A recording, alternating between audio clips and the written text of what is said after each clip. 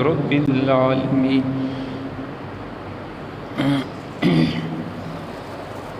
اللہ رب العزت کے حمد و ثنا کے بعد اس کے پیارے حبیب نبی اکرم نور مجسم فخر آدم و بنی آدم سرکار مدینہ راحت قلب و سینہ احمد مجتبی محمد مصطفیٰ صلی اللہ تعالی علیہ وآلہ وسلم کی جناب پاک میں بے شمار لا تعداد درود و سلام کے بعد،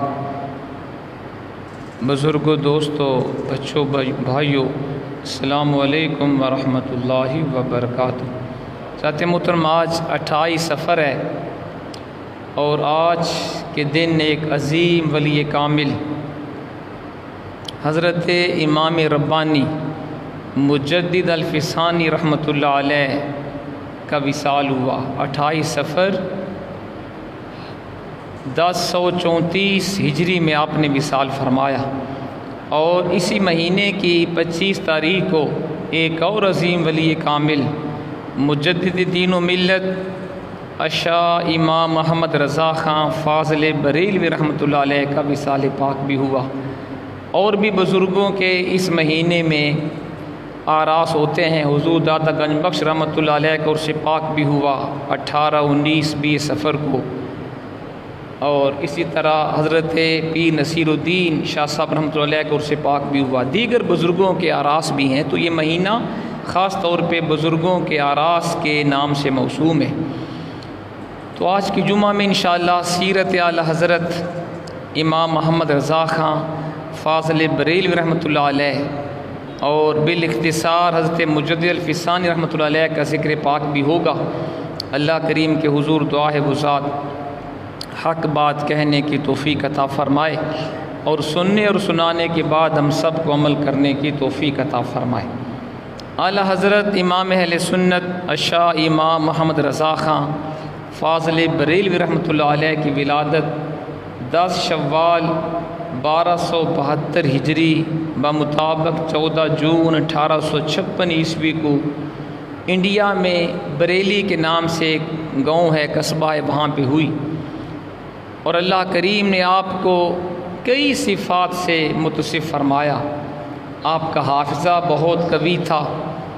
بچپن میں 4.5 سال کی عمر میں آپ نے قرآن پاک ناظرہ پڑھ لیا۔ 4.5 سال کا بچہ کتنا ہوتا ہے، لیکن آپ اتنے ذہین و فطین تھے کہ 4.5 سال کی عمر میں آپ نے قرآن حکیم ناظرہ مکمل فرما لیا۔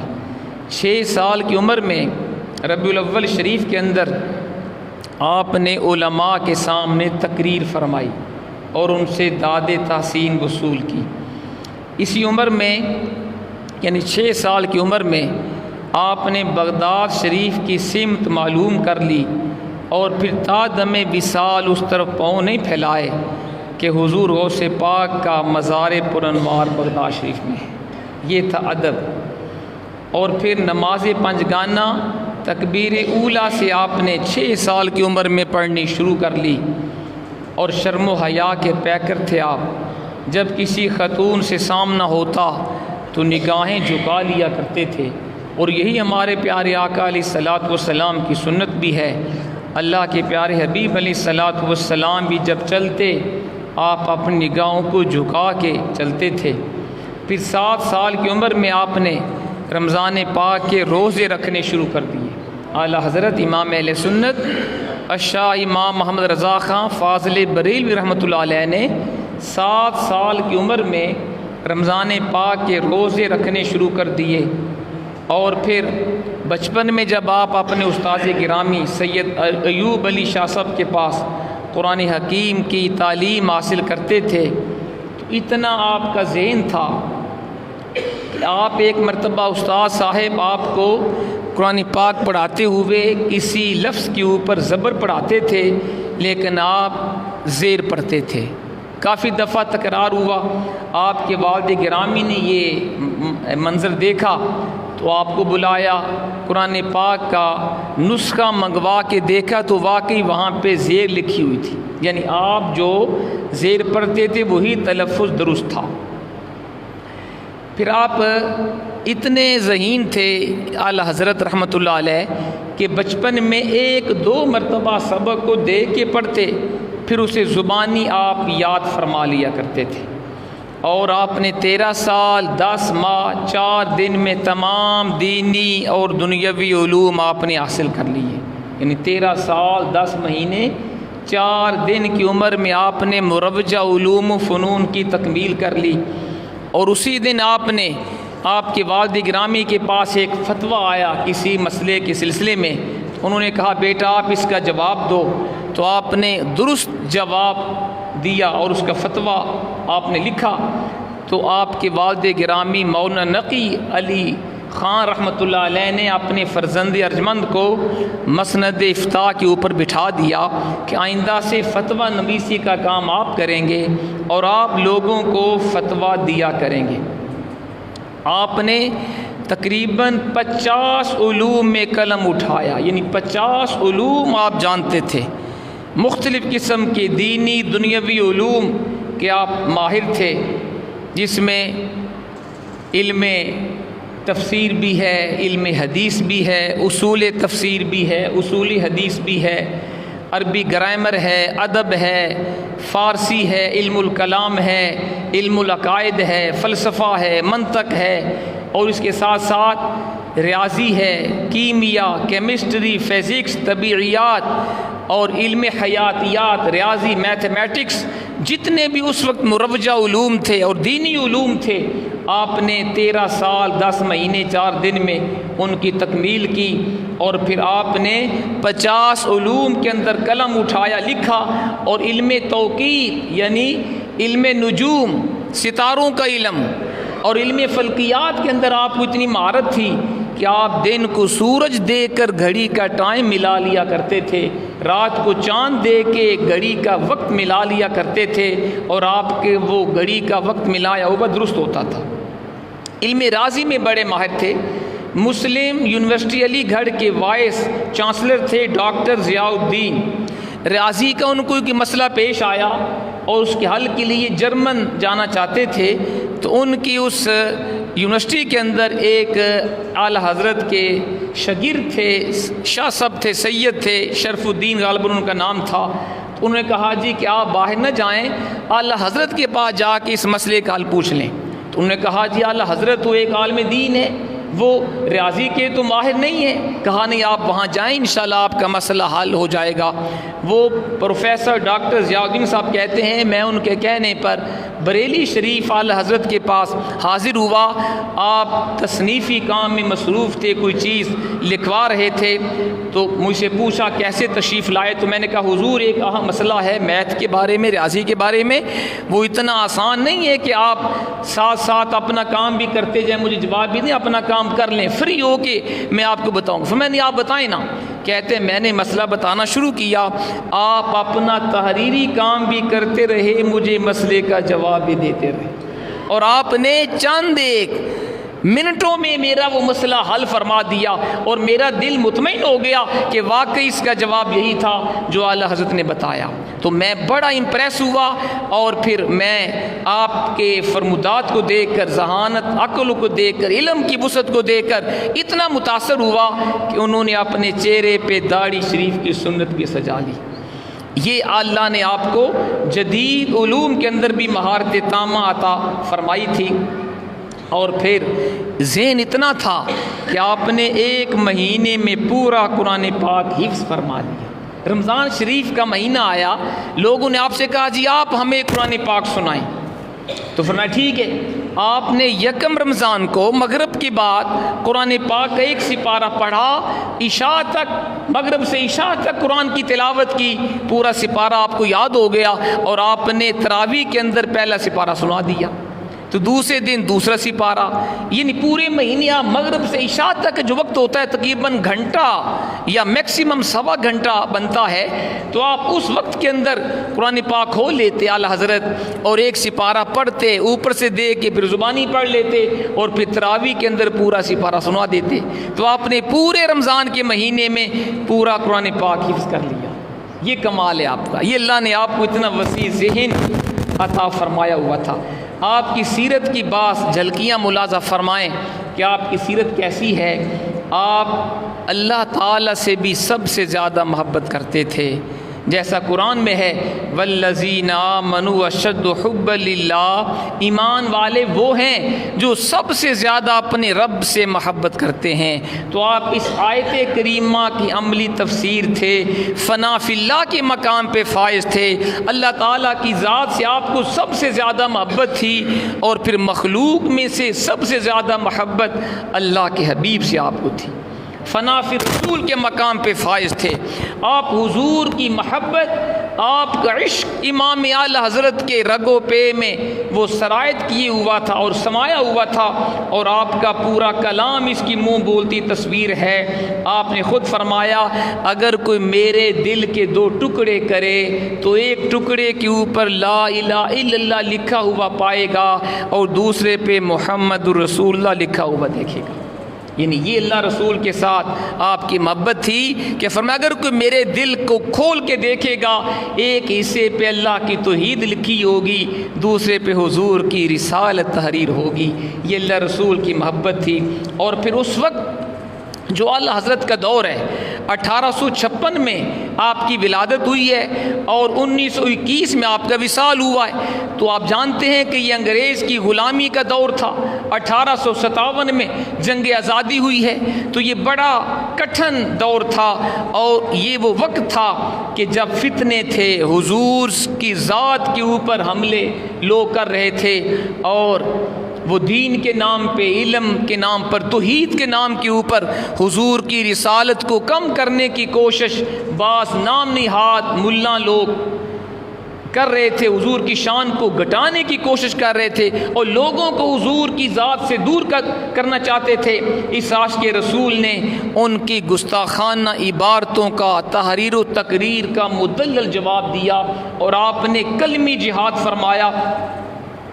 اور آپ خود فرمایا کرتے تھے جب حضور کی ذات کے اوپر کوئی اعتراض کرتا، کوئی شخص حضور کی شان میں ادنا سی گستاخی کرتا، تو اعلیٰ حضرت کی آنکھوں میں آنسو جاری ہو جاتے، اور آپ فخر فرماتے تھے اللہ نے مجھے ایسے دور میں ناموس رسالت کے لیے ڈھال بنا دیا ہے۔ آپ خود فرماتے میں گستاخ رسول کا سختی سے رد اس لیے کرتا ہوں تاکہ وہ مجھے برا بلا کہنے میں مصروف ہو جائیں اور میرے آقا کی گستاخی سے رک جائیں۔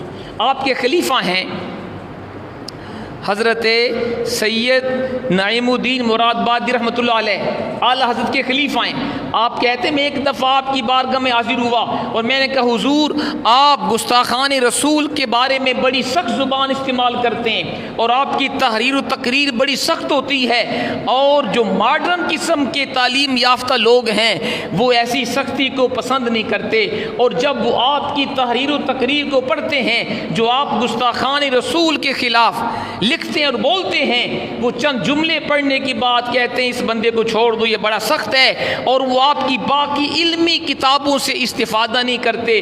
تو تھوڑی سی اگر آپ نرمی اپنائیں، زیادہ سختی نہ کریں، تو تعلیم یافتہ جدید جو طبقہ ہے، روشن خیال قسم کے لوگ، وہ بھی آپ کی تصنیفات سے فائدہ اٹھائیں۔ جب یہ آپ کو کہا گیا تو آپ نے فرمایا نعیم الدین بیٹا بات یہ ہے کہ میں اس لیے سختی کرتا ہوں، سخت جواب دیتا ہوں گستاخان رسول کو، میرا مقصد یہ ہوتا ہے کہ وہ حضور کی شان میں گستاخی کرنا بند کر دیں، وہ میرے بارے میں برے الفاظ کہنا شروع کر دیں، مجھے برا کہیں، میرے والدین باپ دادا کو برا کہیں، مجھے اس سے کوئی فرق نہیں پڑتا، جب تک وہ مجھے برا کہتے رہیں گے کم سے کم اس وقت تک حضور کی ذات کے خلاف تو نہیں بولیں گے۔ تو میرا مقصد ہوتا ہے میں سختی سے گستاخان رسول کو جواب دوں تاکہ وہ حضور کی گستاخی کو چھوڑ کر وہ مجھے برا بلا کہنے میں مصروف ہو جائیں تاکہ میرے آقا کی شان میں گستاخی نہ کریں۔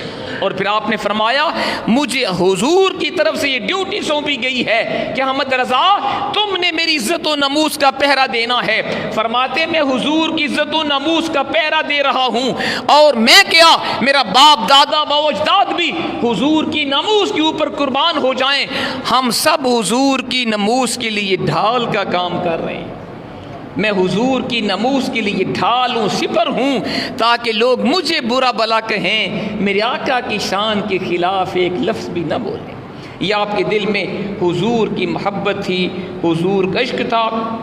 اور پھر اس وقت انگریز نے یہ سازش کی کہ اس نے مسلمانوں کو دو گروہوں میں بانٹ دیا۔ ایک مادر پیدر آزاد گروہ تھا، ماڈرن قسم کا جو علم دین سے دور تھا، اور دوسرا گروہ تھا مذہبی ملاؤں کا، جن نے توحید کے نام پہ حضور کی ذات سے لوگوں کو دور کرنا چاہا۔ اعلیٰ حضرت نے دونوں کا ڈٹ کے مقابلہ کیا۔ ہدایت بخشش اعلیٰ حضرت کی بہت پیاری تصنیف ہے، پوری کتاب کے اندر شان رسالت اور شان خداوندی کا بیان ہے۔ اس میں آپ فرماتے ہیں کروں تیرے نام پہ جان فدا، نہ بس ایک جان دو جہاں فدا، دو جہاں سے بھی نہیں جی بھرا، کروں کیا کروڑوں جہاں نہیں۔ حضور آپ کی ذات پہ ایک جان کیا پورا جہاں فدا ہو جائے وہ بھی کم ہے۔ پھر کہتے ہیں یہ ایک جہاں بھی فدا ہو یہ بھی کافی نہیں ہے، میں تو چاہتا ہوں کروڑوں جہاں بھی ہوں ناموس رسالت پہ قربان کر دوں۔ یہ آپ کے دل میں حضور کی محبت تھی، حضور کا عشق تھا۔ اور پھر لوگوں نے اس دور میں کہا تھا یا رسول اللہ کہنا شرک ہے، حضور کی بارگاہ میں استغاثہ کہنا شرک ہے، حضور کا وسیلہ ڈالنا شرک ہے۔ تو اس عاشق رسول اس کا جواب دیا اور آپ نے فرمایا نعرہ کیجئے یا رسول اللہ کا، مفلس و سامان دولت کیجئے، غیر سے جل جائیں بے دینوں کے دل، یا رسول اللہ کی کثرت کیجئے چرچا انہی کا صبح و شام، جانے کافر پر قیامت کیجئے، یا رسول اللہ دہائی آپ کی، گوش مالی اہل بدعت کیجئے۔ یہ آپ کو اللہ نے یہ شان دی ہے، یہ حافظہ دیا تھا۔ جب کوئی کسی انداز میں حضور کی ذات کے اوپر اعتراض کرتا آپ فوراً گرفت فرماتے اور تحریر کی شکل میں، تقریر کی شکل میں اس کا مدلل جواب دیا کرتے تھے۔ کسی نے آپ کو کہا کہ جناب ریاست پارہ نان کا جو والی ہے یہ ریاست پارہ یہ جگہ کا نام تھا، اس کا جو سردار تھا حاکم، کس نے کہا حضور لوگوں نے اس کی شان میں قصیدے لکھے، اس نے بڑا انعام و اکرام دیا ہے، تو آپ بھی اس کی شان میں کوئی قصیدہ لکھیں تاکہ آپ کو بھی انعام و اکرام دیا جائے۔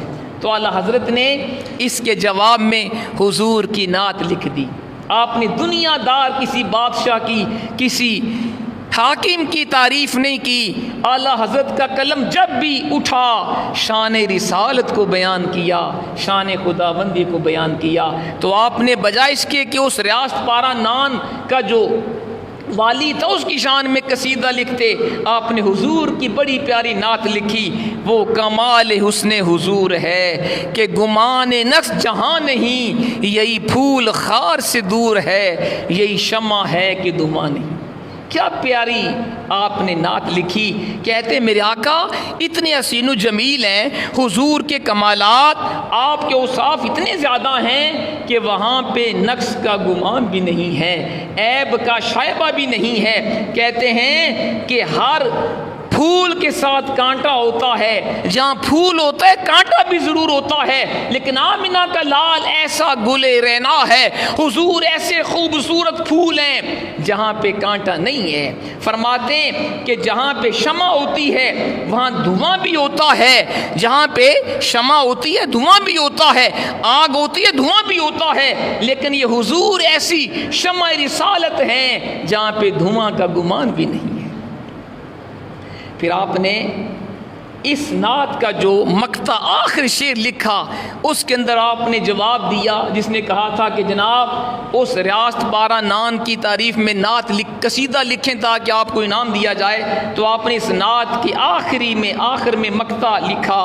فرماتے ہیں کروں مدح اہل دور رضا، پڑے اس بلا میں میری بلا، کروں مدح اہل دول رضا، پڑے اس بلا میں میری بلا، میں گدا ہوں اپنے کریم کا، میرا دین پارہ نان نہیں۔ فرماتے میں اس دنیا دار بادشاہ کی تعریف لکھوں، اس کی شان میں قصیدہ لکھوں، میری بلا سے جائے۔ فرمایا میری زبان جب بھی کھلے گی وہ شان خداوندی بیان کرے گی، شان مصطفیٰ بیان کرے گی، میرا قلم جب بھی لکھے گا حضور کی نعت لکھے گا، کسی دنیا دار کا قصیدہ یا تعریف نہیں لکھے گا۔ یہ آپ کے دل میں اللہ رسول کی محبت تھی۔ ذات محترم اس دور میں لوگوں نے کہا کہ حضور کے روضہ پاک کی نیت سے جانا شرک ہے۔ مدینہ پاک میں مسجد نبوی کی نیت سے جاؤ یہ جائز ہے، لیکن روضہ رسول کی نیت سے جانا شرک ہے۔ اعلیٰ حضرت نے اس کا بھی جواب دیا اور آپ نے فرمایا حاجیو آؤ شہنشاہ کا روضہ دیکھو، حاجیو آؤ شہنشاہ کا روضہ دیکھو، کعبہ تو دیکھ چکے اب کعبے کا کعبہ دیکھو۔ فرمایا تم کہتے ہو حضور کی بارگاہ میں جانا شرک ہے، روضہ رسول کی نیت سے مدینہ پاک جانا جائز ہے، ہم تو کہتے ہیں حضور کی بارگاہ میں ہم تو اس لیے جاتے ہیں، ہم تو حضور کی بارگاہ کی نیت سے جا کے حج کرتے ہیں۔ اور آپ نے فرمایا حاجی آؤ شہنشاہ کا روضہ دیکھو، کعبہ تو دیکھ چکے اب کعبے کا کعبہ دیکھو۔ ان کی طفیل حج بھی خدا نے کرا دیے، اصل مراد حاضری اس پاک در کی ہے۔ فرماتے ہیں کہ حاجی آؤ شہنشاہ کا روضہ دیکھو، کعبہ تو دیکھ چکے اب کعبے کا کعبہ دیکھو، غور سے سن تو رضا کعبے سے آتی ہے صدا، میری آنکھوں سے میرے پیارے کا روضہ دیکھو۔ فرماتے ہیں ہم تو اس لیے حج کے اوپر جاتے ہیں، ہم نے تیرے رسول پہ حاضری دینی ہے، ہم نے تو مکے کو اس لیے مکہ مانا، ہمارے آقا نے وہاں قدم رنجا فرمایا، ہم نے تو حج بھی اس لیے کیا کہ ہمارے آقا نے حج بیت اللہ کیا ہے، ہم تو کعبے کا طواف اس لیے کرتے ہیں، ہمارے پیارے آقا نے خانہ کعبے کا طواف کیا ہے، ہم تو صفا مروہ کی سعی بھی اس لیے کرتے ہیں، یہ ہمارے آقا نے سعی کی ہے، ہم تو مقام ابراہیم پہ نفل اس لیے پڑھتے ہیں، ہمارے آقا نے یہ عمل کیا ہے، اور ہم حجر اسود کو بوسہ بھی اس لیے دیتے ہیں، ہمارے پیارے آقا نے اس کو بوسہ دیا ہے۔ یہ آپ کے دل میں حضور کی محبت تھی۔ اور پھر آپ جب پہلی مرتبہ حضور کی بارگاہ میں حاضری کے لیے حاضر ہوئے تو آپ نے روضہ رسول کے اوپر حاضری دی۔ جب پہلی مرتبہ حرمین شریفین کی حاضری کے لیے آپ گئے، حضور کی بارگاہ میں حاضر ہوئے، زیارت کی تمنا کی لیکن زیارت نہ ہو سکی۔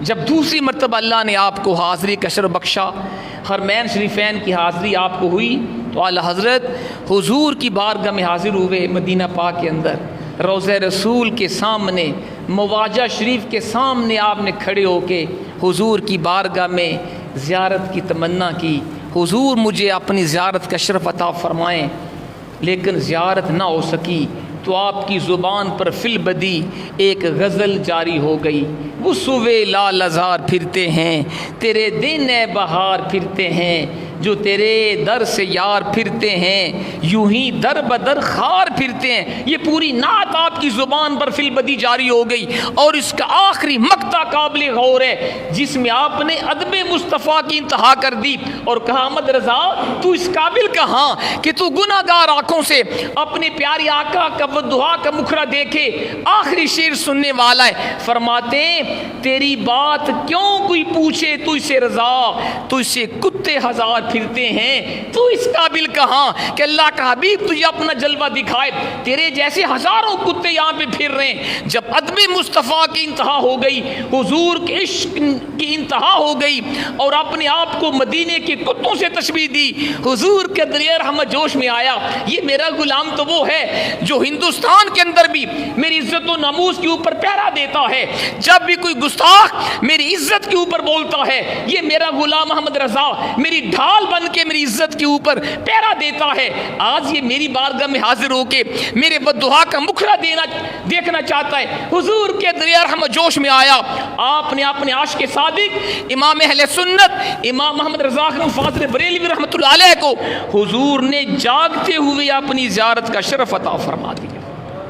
آپ نے جاگتے ہوئے اپنی سر کی آنکھوں سے حضور کی وہ دعا کا مکھرا دیکھا، اس لیے آپ نے کہا تھا تو زندہ ہے واللہ، تو زندہ ہے واللہ، میرے چشم عالم سے چھپ جانے والے یا رسول اللہ آنکھ والا تیرے جوبن کا تماشا دیکھے، دیدائے کور کو کیا آئے نظر کیا دیکھے، دیکھنے والے کہا کرتے ہیں اللہ اللہ، یاد آتا ہے خدا دے کے صورت تیری۔ تو آپ وہ عظیم عاشق رسول ہیں جن کو اللہ کے حبیب نے جاگتے ہوئے سر کی آنکھوں سے اپنی زیارت کا شرف عطا فرمایا۔ یہ تھوڑی بات نہیں ہے، کسی کو خواب میں حضور کی زیارت ہو جائے یہ بڑی خوش نصیبی کی بات ہے، اور جس کو حضور جاگتے ہوئے سر کی آنکھوں سے اپنی زیارت کا شرف عطا فرمائیں اس سے بڑا خوش بخت कौन होगा। ज़ात मोहतरम, आप वज़ीम आशिक़ रसूल हैं।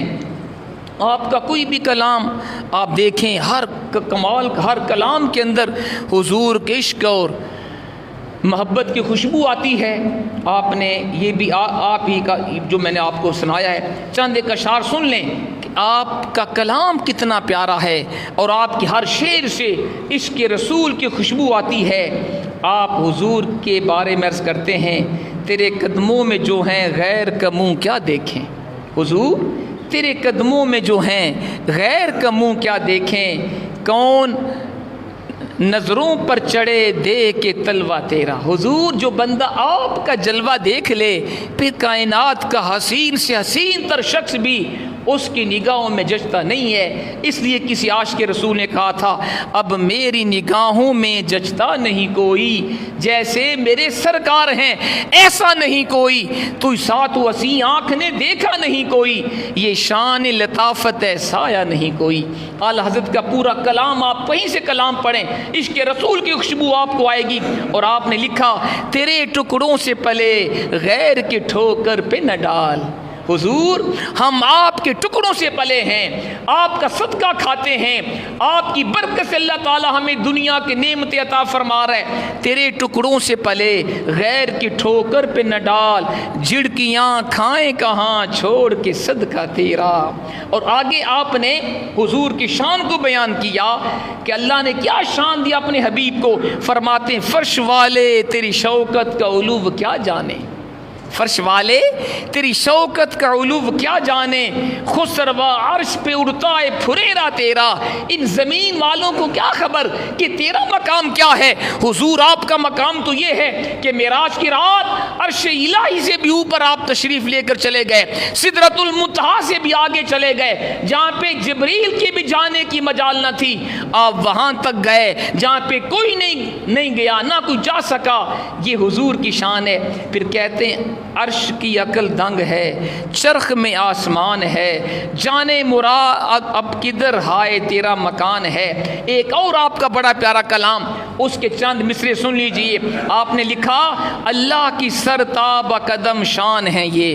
हुजूर के बारे आला हजरत फरमाते हैं, अल्लाह की सरताब कदम शान है ये, इंसान नहीं इंसान वो इंसान है ये। अगर रब की शान देखनी है ना, शान मुस्तफ़ा को देख लो। रब का मकाम देखना है, मकाम मुस्तफ़ा को देख लो। रब का उसनो जमाल देखना है, जमाल मुस्तफ़ा को देख लो। फरमाते हैं, अल्लाह की सरदा पा कदम शान है ये, इंसान नहीं इंसान वो इंसान है ये। कुरान तो बताता है ईमान इन्हें, कुरान तो बताता है ईमान इन्हें, ईमान ये कहता है मेरी जान है ये। कुरान कहता है हुजूर की मोहब्बत ईमान है, और ईमान कहता है हुजूर की मोहब्बत मेरी जान है। और आगे आपने लिखा, ज़िक्र खुदा जो उनसे जुदा चाहो नजदियो, वल्ला ज़िक्र हक नहीं कुंजी सकर की है। अगर तुम चाहो हम हुजूर के वसीले के बगैर अल्लाह की ज़ात तक पहुँच जाएं, हुजूर की ज़ात को छोड़कर हम अल्लाह के महबूब बन जाएं, ये तुम्हारी खाम ख्याली है। तुम हुजूर के वास्ते के बगैर, हुजूर की मोहब्बत के बगैर, आपकी इताअत के बगैर अल्लाह के महबूब नहीं बन सकते। ये तो जहन्नम की कुंजी है, ये तुम्हें जहन्नम में लेके जाएगा। खाली तौहीद को मानने से बंदा तो मुसलमान भी नहीं होता, जब तक रिसालत को ना माने वो मुसलमान भी नहीं है। और आगे फरमाते हैं, नूर इला क्या है मोहब्बत रसूल की, जिस दिल में ये ना हो वो जगह खो को खर की है। नूर इला मोहब्बत रसूल का नाम है। अगर किसी का दिल मोहब्बत रसूल से खाली है, वो लाख दावे करे तौहीद इलाही के, मोहब्बत इलाही के, उसका दावा काबिल कबूल नहीं है। और आखिरी मिसरा, आखिरी अशार आपके बड़े खूबसूरत हैं। फरमाते हैं, सरवर कहूँ के मालिको मौला कहूँ तुझे। क्या आला हजरत के दिल में हुजूर की कितनी मोहब्बत थी, कितना इश्क़ रसूल कामिल रचा बसा था। फरमाते हैं, हुजूर मैं क्या कहूँ आपको, सरवर कहूँ के मालिको मौला कहूँ तुझे, बाग़े खलील का गुले ज़ेबा कहूँ तुझे। तेरे तो वस्फ़ ऐबे तनाही से हैं बरी। क्या बात है, تیرے تو وصف عیب تناہی سے ہیں بری، حیران ہوں میرے شاہ کیا کیا کہوں تجھے۔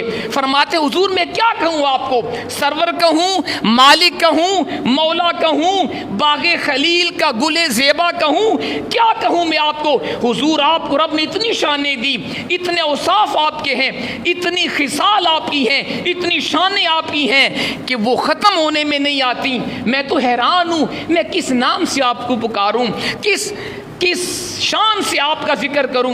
اور آگے فرماتے ہیں لیکن رضا نے ختم سخن اس پہ کر دیا، لیکن رضا نے ختم سخن اس پہ کر دیا، خالق کا بندہ خلق کا کیا کہوں تجھے۔ مختصر یہ ہے آپ خالق کے تو بندے ہیں لیکن مخلوق کے آقا ہیں۔ خالق کے بغیر بعد، اللہ کے بعد پوری کائنات میں آپ جیسا کوئی نہیں ہے۔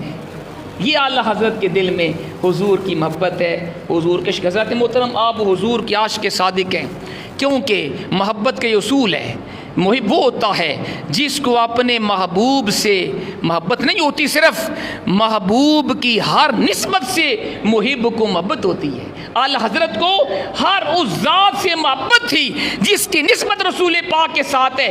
آپ کو اہل بیت سے بے شمار محبت تھی کیونکہ ان کی نسبت سرکار کے ساتھ ہے۔ صحابہ کرام سے بڑی عقیدت تھی کیونکہ ان کی نسبت سرکار کے ساتھ ہے۔ اولیاء کرام سے حضور غوث پاک کے بڑے شہداء تھے کیونکہ ان کی نسبت سرکار کے ساتھ ہے۔ اور سادات کرام کے ساتھ اعلیٰ حضرت کو جو ادب تھا، جو دل میں آپ کے دل میں عقیدت تھی سادات کرام کی، وہ اپنی مثال آپ ہے۔ آج ہم میں سے شاید کسی کے دل میں اتنی سادات کرام کی محبت نہ۔ بس ایک واقعہ جلدی سے سن لیجئے، آپ کے دل میں سادات کرام کی محبت کتنی تھی۔ آپ کی ایک دفعہ دعوت کے اوپر آپ کو دوستوں نے بلایا اور پالکی آپ کے لیے بھیجی گئی۔ یعنی اس دور میں پالکی ایسے تھی جیسے آج کل آپ کسی بزرگ کو دعوت کے اوپر بلائیں اور آپ گاڑی پجارو یا لینڈ کروزر آپ اس کو بھیجیں۔ اس دور میں پالکی اس طریقے سے کسی بزرگ کو اس کی عزت و عظمت کے لیے پالکی کے اندر اس کو بٹھا کے دعوت کے اندر لے کر جایا جاتا تھا۔ تو آپ کے لیے پالکی آ گئی، 4 مزدوروں نے پالکی اٹھائی، اعلیٰ حضرت اس کے اندر بیٹھ گئے۔ اور یہ واقعہ میں نے اس بزرگ سے سنا ہے، ان کی ویڈیو کے اندر میں نے ان کی زبانی سنا، وہ بھی سید تھے، کہتے میں خود اس موقع پہ موجود تھا۔ میرے خیال ان کی عمر 100 سے کوئی 15-20 سال زیادہ تھی جب میں نے ان سے یہ بات سنی۔ سید ہیں وہ، کہتے ہیں میں نے خود یہ واقعہ اپنی آنکھوں سے دیکھا ہے۔ اعلیٰ حضرت اس وقت بیمار تھے، بوڑھے بھی تھے، اور لیکن دوستوں نے کہا حضور ہم آپ کو دعوت کے اوپر لے کے جائیں گے، آپ ہماری دعوت میں ضرور تشریف لائیں۔ آپ نے فرمایا ٹھیک ہے۔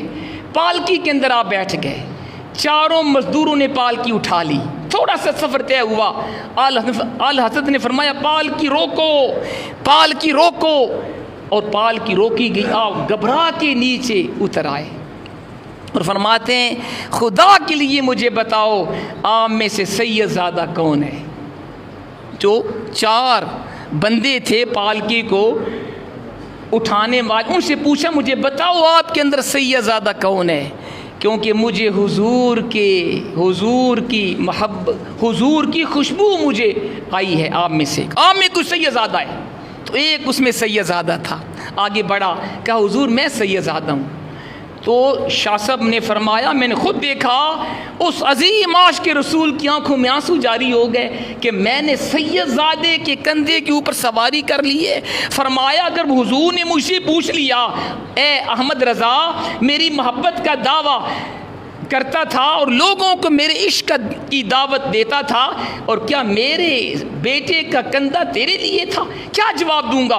دیکھنے والے کہتے ہیں اس عظیم عاشق رسول میں آنکھوں سے آنسو جاری ہو گئے، اور آپ نے اپنا امام اشریف اتارا اس سید زادے کے پاؤں کے اوپر رکھ دیا اور دونوں ہاتھ جوڑ کے کھڑے ہو گئے بادب، اے شاہ صاحب، اے حضور کے بیٹے فرزند، مجھے خدا کے لیے معاف کر دو، مجھے خبر نہ تھی کہ آپ سید ہیں۔ اس نے کہا حضور آپ کا قصور کوئی نہیں اس کے اندر، مزدور میں ہوں، میں غریب تھا، تو میں نے کہا میں سید ہوں، کسی کے سامنے بھیک مانگنا ہماری شان کے خلاف ہے، اس میں آپ کا قصور نہیں۔ فرمایا میرا قصور ہے، میں نے کیوں آپ کے کندھے کے اوپر سواری کی؟ سید زادہ نے کہا حضور میں نے آپ کو معاف کیا، بار بار آپ نے ان سے معاف کروایا، فرمایا ابھی میرے دل کو سکون نہیں آیا۔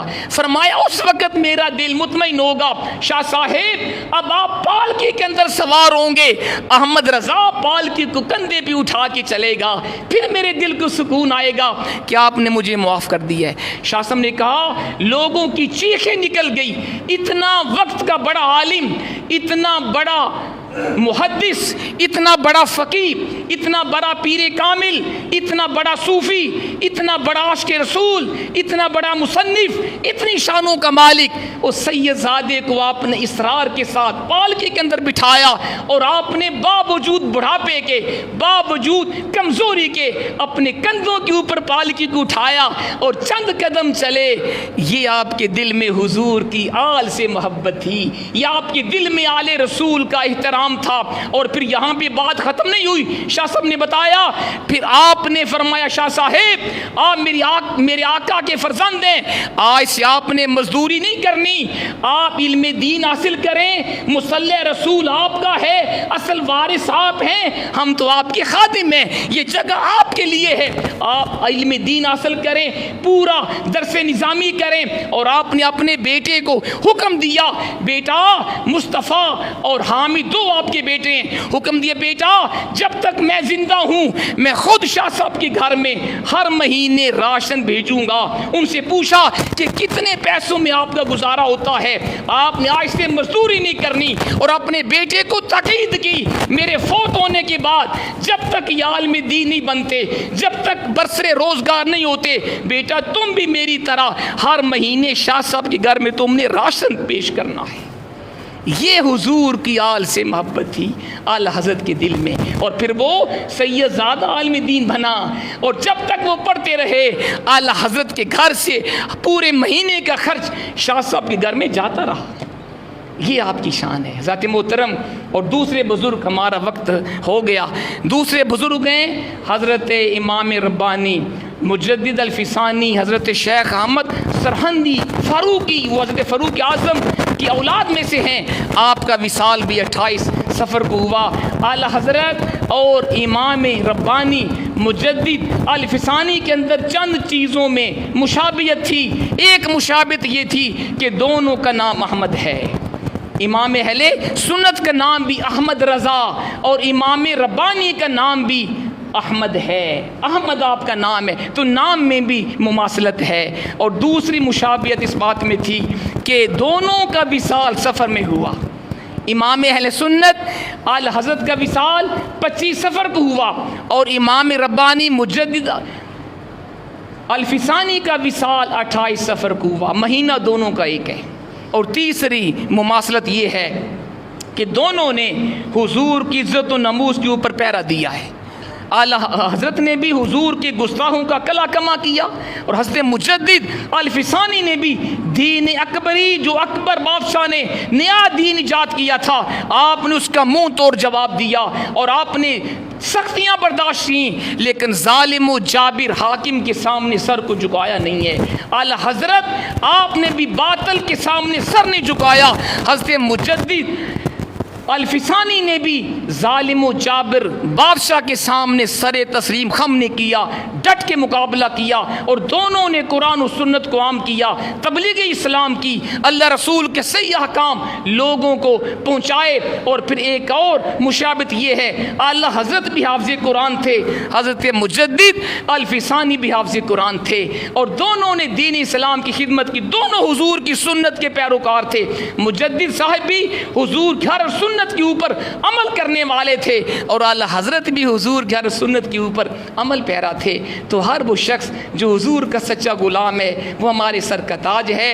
ہمیں ان بزرگان دین کی اتباع بھی کرنی چاہیے، حالات زندگی سے سبق حاصل کرنا چاہیے، تاکہ اللہ ہمیں بھی اپنا بندہ بنائے، اپنے حبیب کا سچا غلام بنائے۔ وما علینا الا البلاغ۔ سنتے ادا فرمائیں۔